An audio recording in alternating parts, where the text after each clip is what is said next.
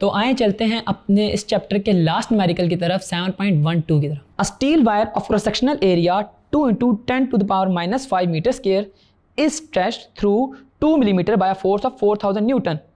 Find the Young's modulus of the wire. The length of the wire is 2 metre. अच्छा, अब इसमें cross sectional area जो है आपके पास वो है 2 × 10⁻⁵ मीटर स्क्वायर।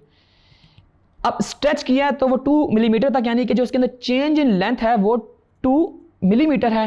फोर्स इसके अंदर 4000 न्यूटन है, जबकि लेंथ ऑफ द वायर जो है वो आपके पास 2 मीटर होगी।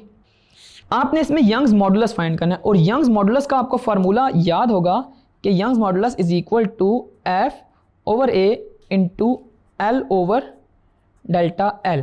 ठीक है जी। अब 2 मिलीमीटर को अगर आप मीटर में कन्वर्ट करना चाहें तो ये होता है 2 × 10⁻³ मीटर्स।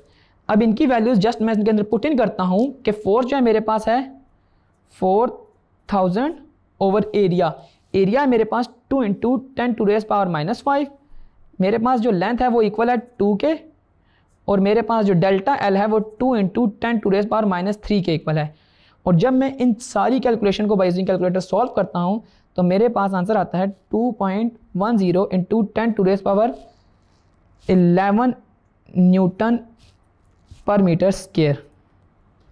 तो यूँ हमने अपना लास्ट न्यूमेरिकल भी सॉल्व कर लिया, जिसमें हमने यंग्स मॉडुलस को देखा कि यंग्स मॉडुलस हम निकालते हैं और यंग्स मॉडुलस के यूनिट वो स्ट्रेस वाले होते हैं जस्ट बिकॉज क्योंकि स्ट्रेन जो है वो रेशो है और रेशो के कोई यूनिट्स नहीं होते। और इसी न्यूमेरिकल के एंड के साथ हमारा ये चैप्टर कंप्लीट होता है।